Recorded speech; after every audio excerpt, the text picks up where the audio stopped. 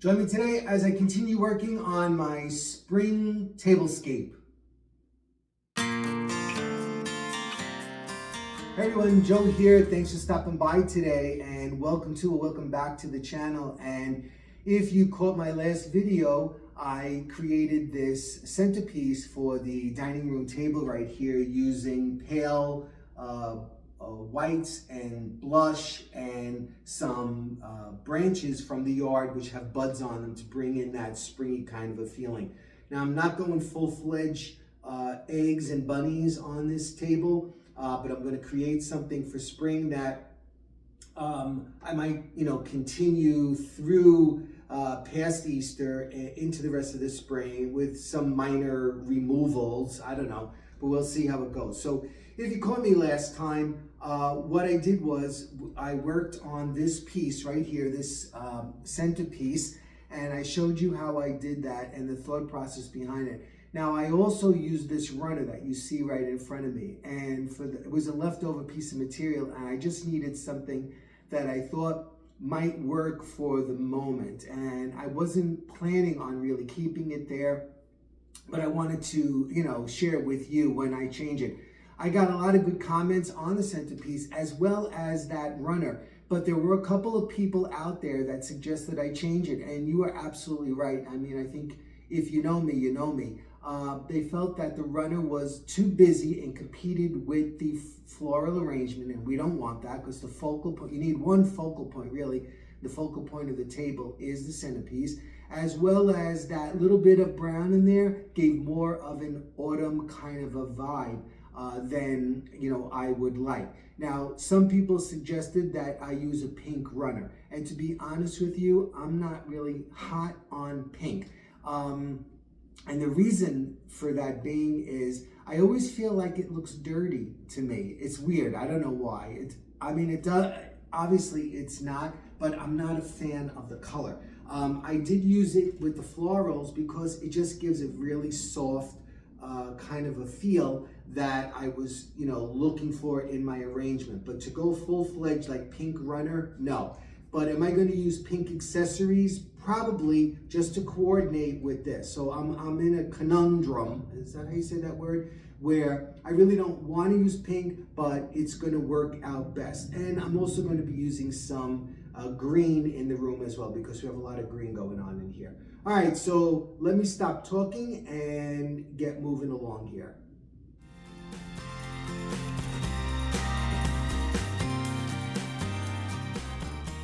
I bet you thought that you were going to see me dusting the table. Aren't you glad I spared you from that?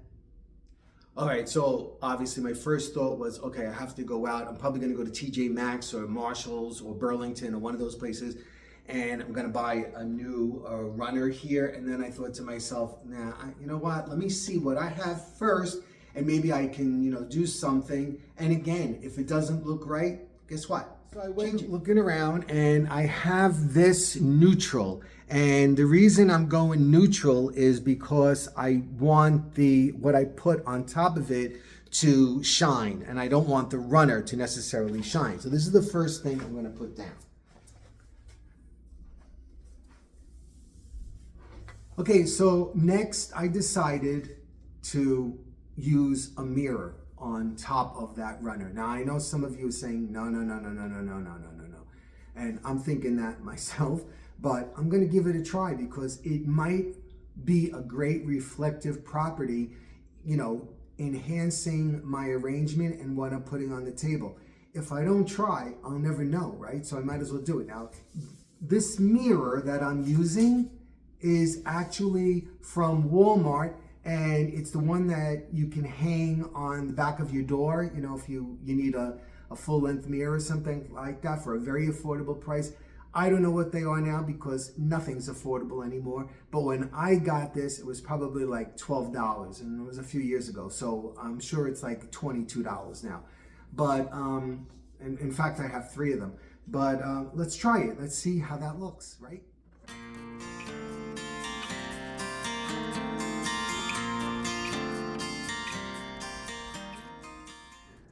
All right, so I don't hate it. I mean, I've used it before during winter time, but it's okay. So let's continue. First thing back is the arrangement on the table.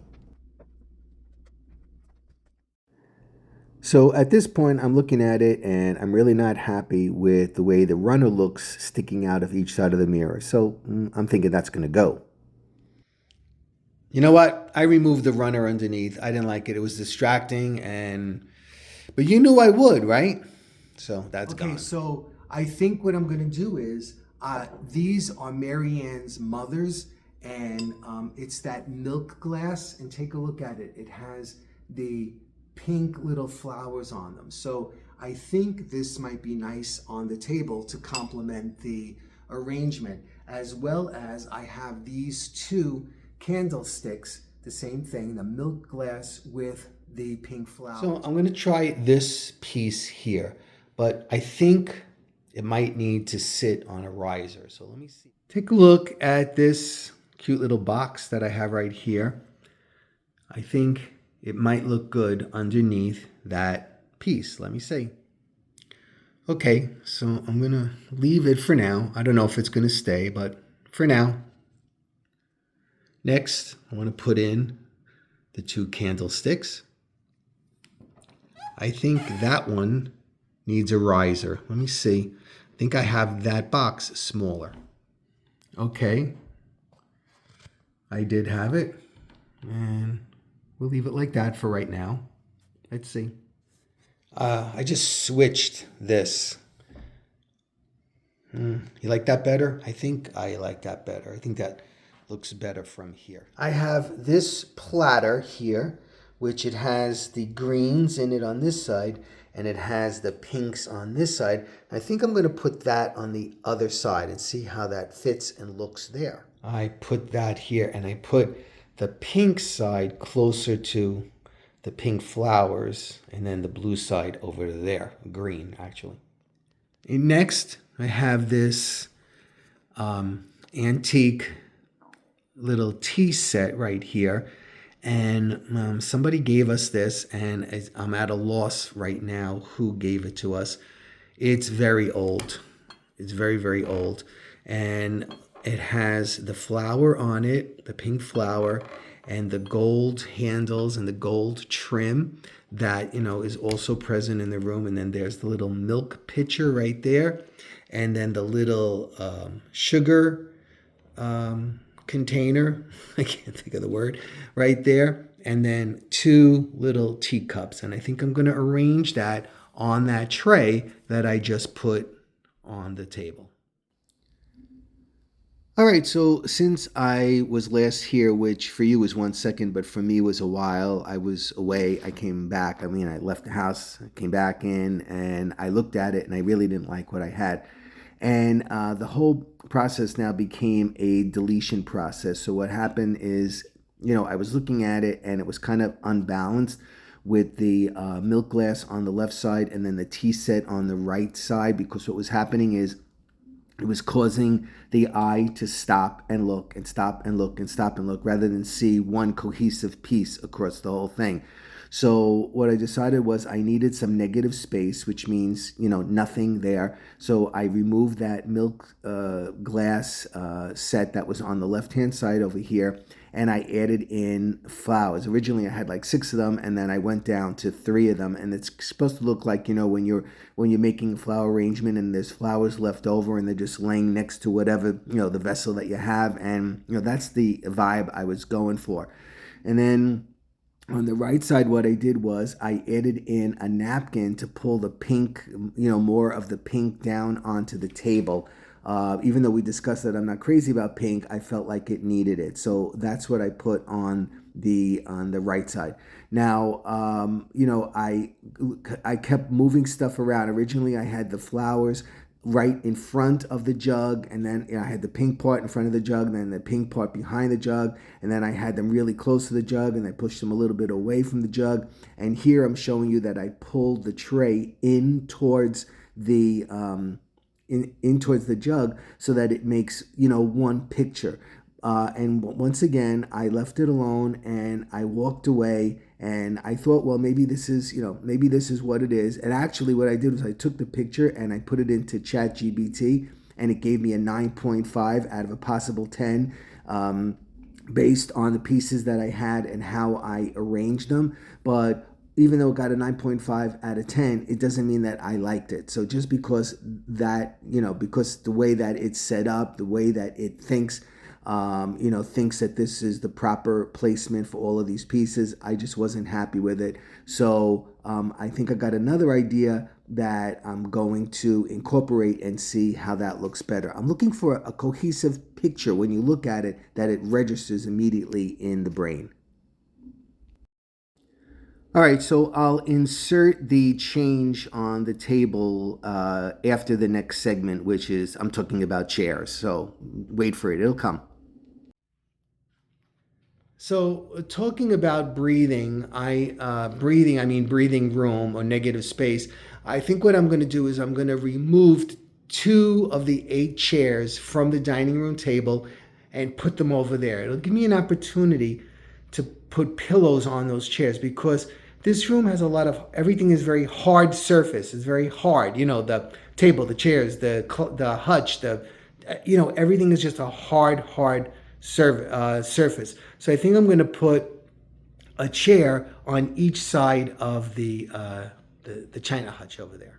So there you go. I put the 2 chairs, one on each side of the hutch, and I separated out the chairs here around the table just to give it more negative space and more breathing space. All right, now I have to go look for some pillows for those 2 chairs. And I think I'm going to go green.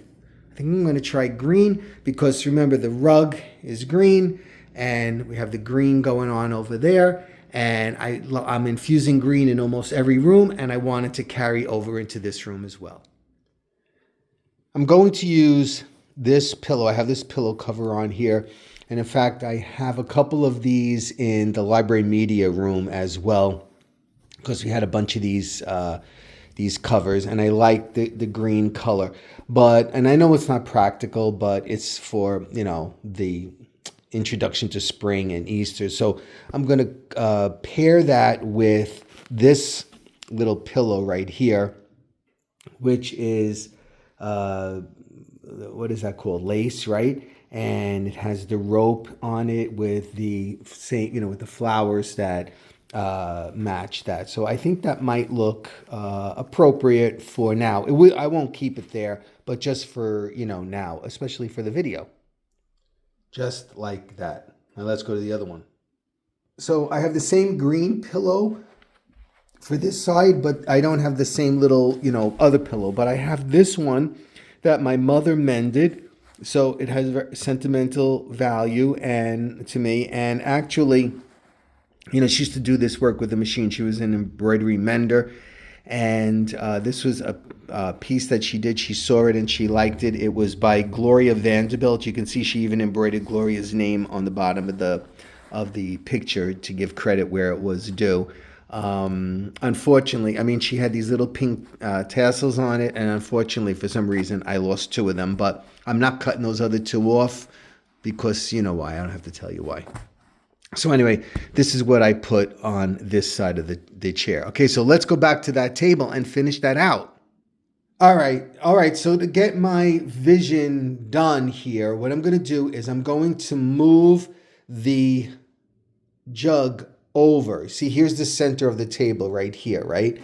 I'm going to move this over and turn it slightly, and then I'm going to pull this over, and I'm going to make a tripod right in here. So let me do that first.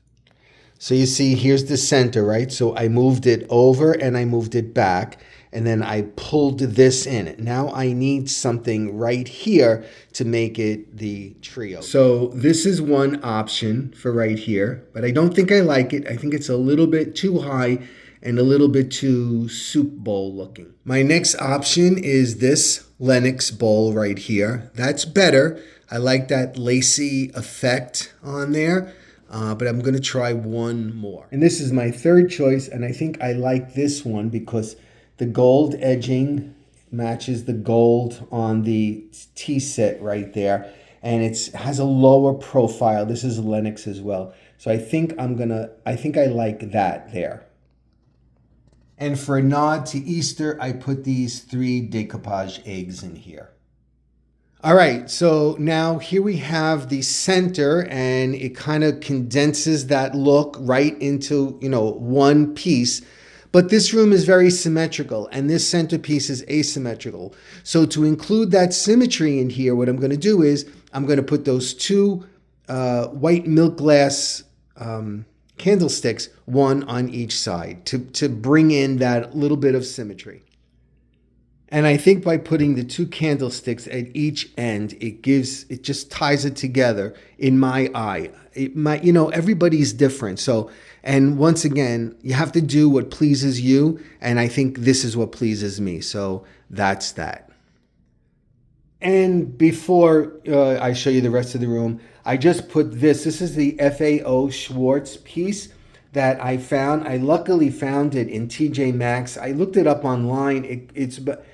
It depends. It's $80, $90. It could be even $100 in certain places. I got it for like $19.99. I don't know how I stumbled on that, but I did. That's one of my best Easter pieces. And what I did was I just put it in that mirror, and I put some of the roses there and a few eggs, and then that's it.